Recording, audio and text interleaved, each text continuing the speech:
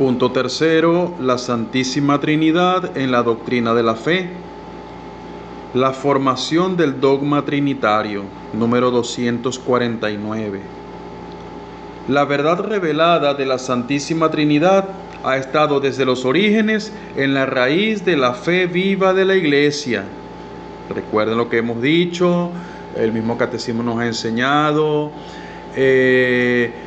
Jesucristo predicó, enseñó a sus apóstoles, estos lo recibieron y lo transmitieron fielmente, y así lo ha hecho la Iglesia a lo largo de toda su historia. Entonces, aunque explícitamente en la Sagrada Escritura no aparece la palabra Trinidad, pero fíjense, la Iglesia en ningún momento tuvo duda alguna acerca de esta revelación. Por eso fíjense, la fe viva de la Iglesia dice, hay una Santísima Trinidad, hay un Dios que es uno y trino. ¿Con qué se come eso? No lo comprendemos ahorita, pero así lo ha dicho el Señor, así lo creemos, así lo profesamos, así lo oramos, así lo vivimos. Esa es la fe de la Iglesia.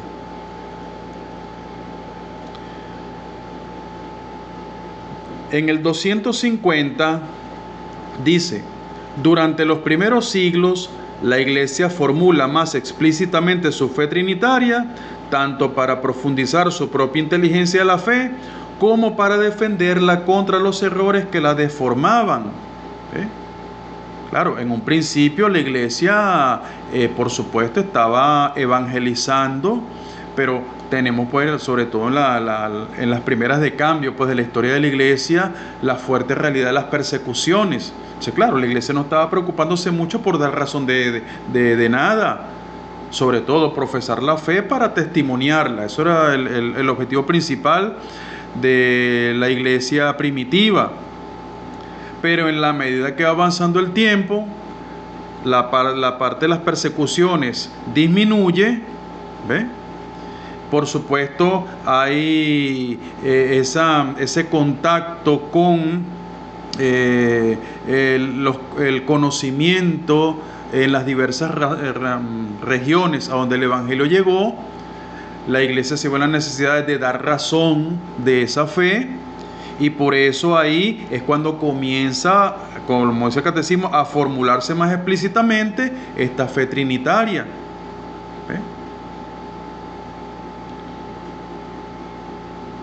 Por supuesto, esta explicitación para una mayor y mejor comprensión, pero también para una defensa de la fe.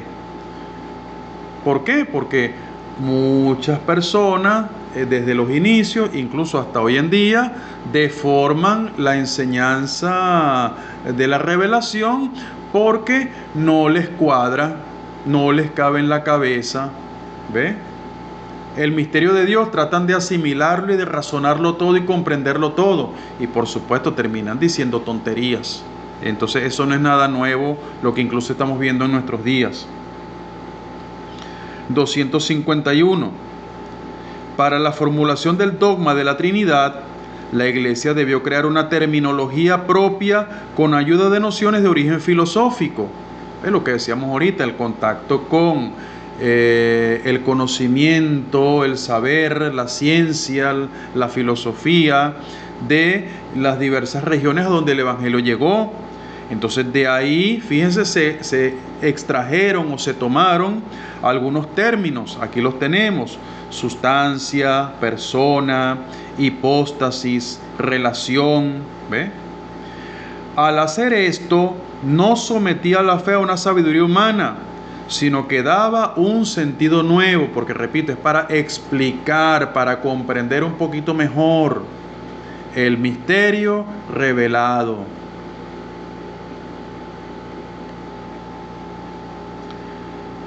(252) La Iglesia utiliza el término sustancia, traducido a veces por esencia o por naturaleza, para designar el ser divino en su unidad.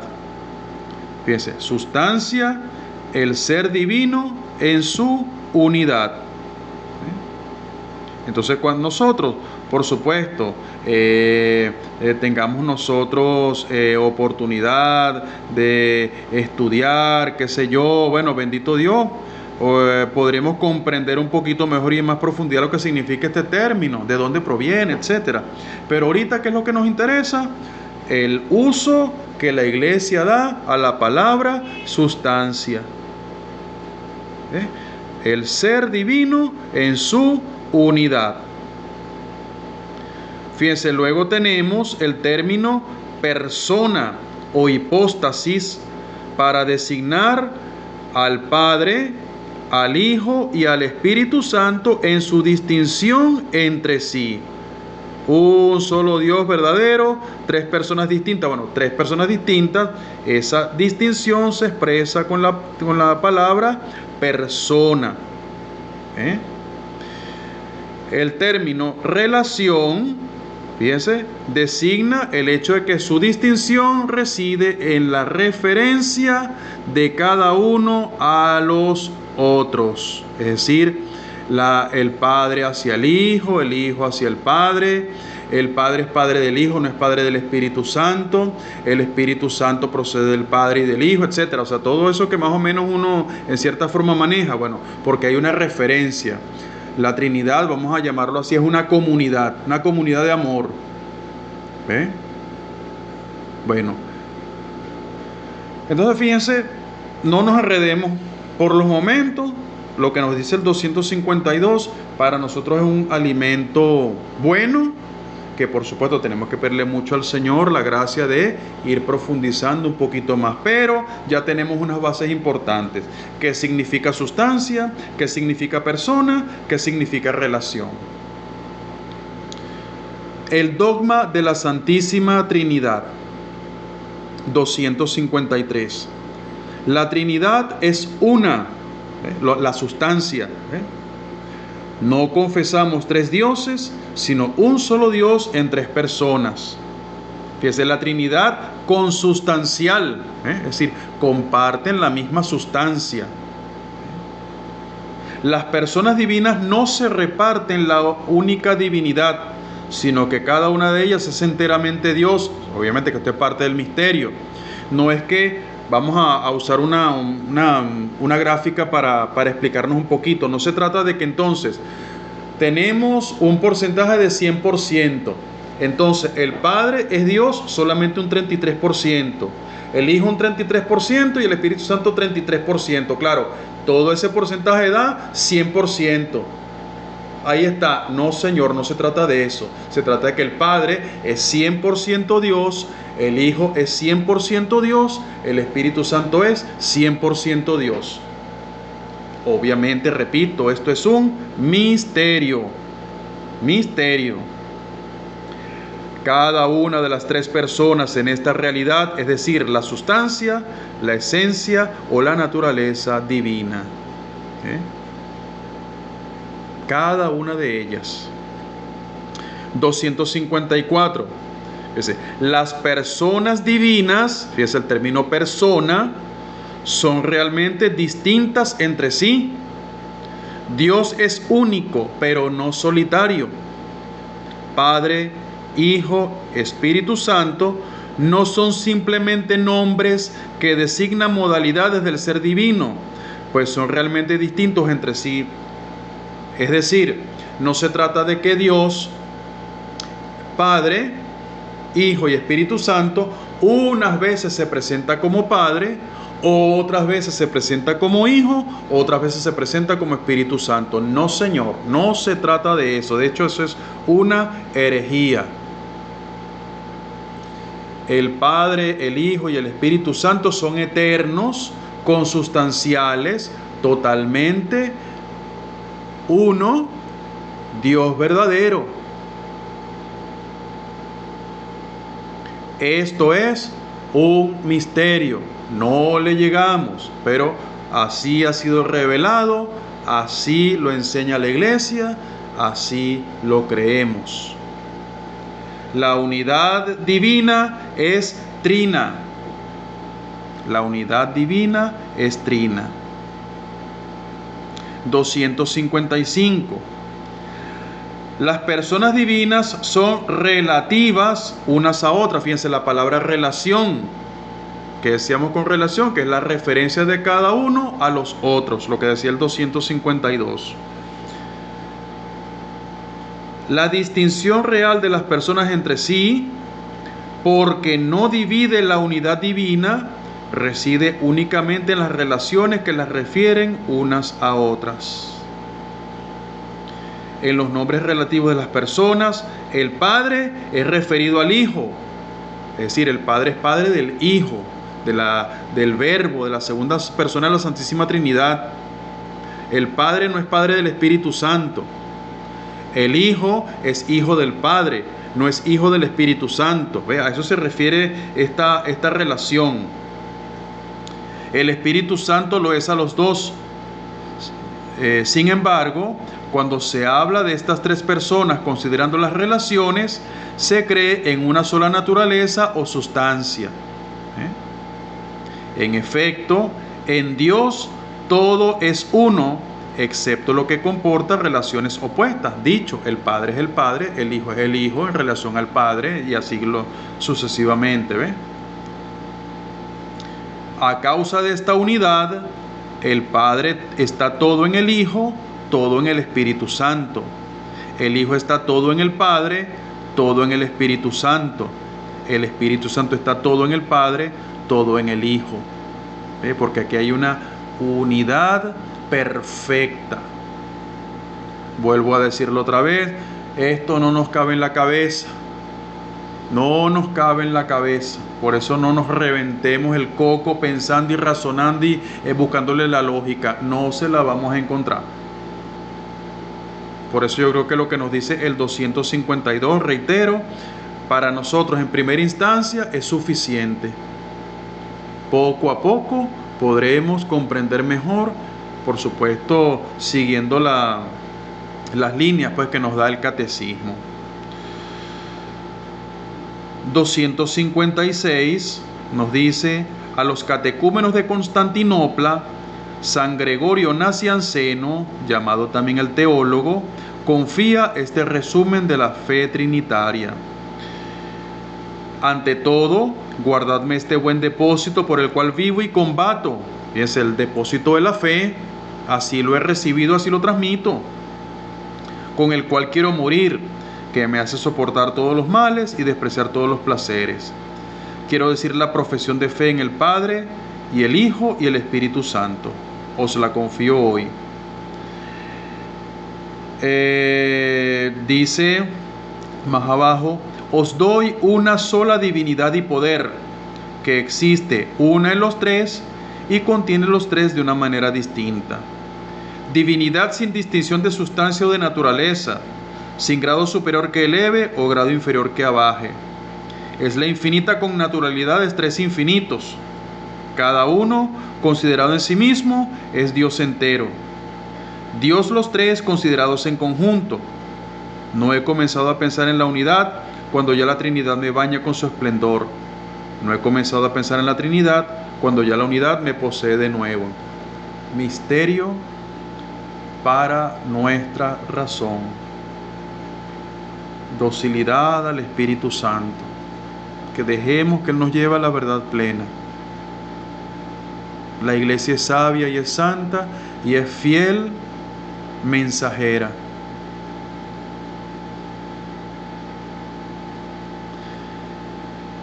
Punto cuarto: las obras divinas y las misiones trinitarias. 257. Oh Trinidad, luz bienaventurada y unidad esencial. Dios es eterna beatitud, vida inmortal, luz sin ocaso. Dios es amor, Padre, Hijo y Espíritu Santo. Dios quiere comunicar libremente la gloria de su vida bienaventurada. Tal es el designio benevolente que concibió antes de la creación del mundo en su Hijo amado, predestinándonos a la adopción filial, es decir, a reproducir la imagen de su Hijo. Fíjense lo que significa la adopción filial, el que somos hijos de Dios. Dios quiere que reproduzcamos la imagen de su Hijo. Esto no es cualquier cosa. Dios quiere que reproduzcamos en nuestra vida la imagen de su Hijo. ¿Qué estamos haciendo nosotros para reproducir la imagen de Cristo? Es decir, que nuestras palabras, pensamientos, acciones e incluso sentimientos sean los de Cristo Jesús. Tremendo trabajo que nos está dando Dios. Tremenda responsabilidad. Y esta reproducción de la imagen del Hijo es gracias al Espíritu de adopción. 258. Toda la economía divina es la obra común de las tres personas divinas. Toda la economía divina, lo que decíamos hace un momento, no es que Dios en unos momenticos actuó como Padre, en otros actuó como Hijo, en otros como Espíritu Santo. No, toda la obra es obra de la Santísima Trinidad. Porque la Trinidad, dice el Catecismo, del mismo modo que tiene una sola y misma naturaleza, así también tiene una sola y misma operación. El Padre, el Hijo y el Espíritu Santo no son tres principios de las criaturas, sino un solo principio. Sin embargo, cada persona divina realiza la obra común según su propiedad personal.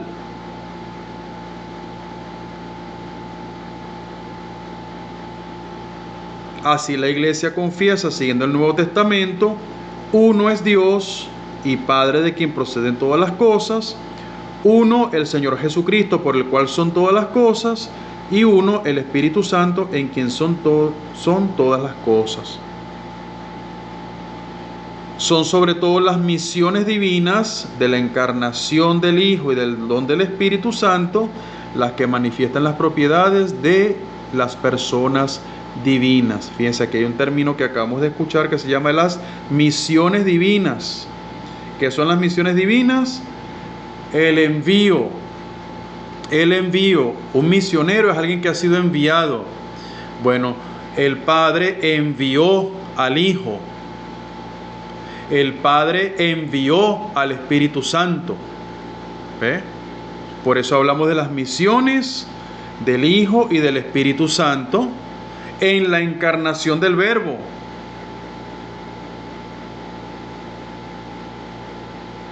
Misterio de nuestra fe.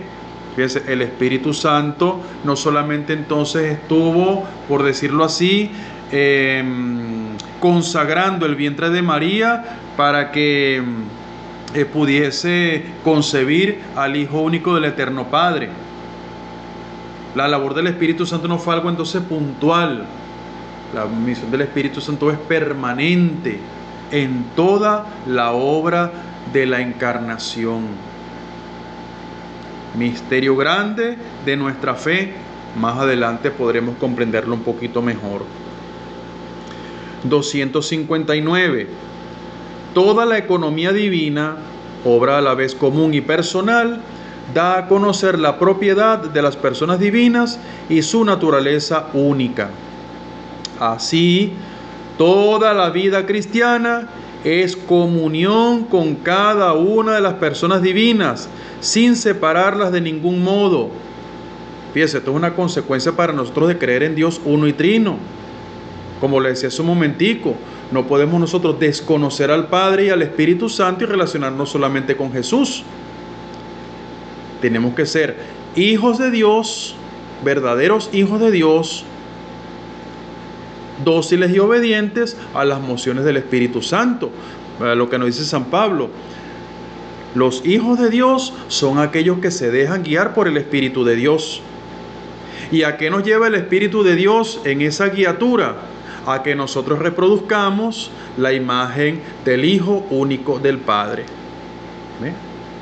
Entonces, eso es comunión con la Trinidad, pero no somos conscientes muchas veces de esa comunión. O Entonces pidamos al Espíritu Santo que nos ayude a nosotros a enderezar la carga y que nosotros seamos verdaderamente hijos de Dios, que lo consideremos como alguien cercano, amoroso, alguien íntimo. Lo que recuerden la imagen de padre que reflexionábamos ahorita. El que da gloria al Padre lo hace por el Hijo en el Espíritu Santo. El que sigue a Cristo lo hace porque el Padre lo atrae y el Espíritu lo mueve. Entonces no estamos aquí porque el Padre se desentendió, no, es que somos la respuesta del Padre al clamor de su Hijo por la salvación de la humanidad.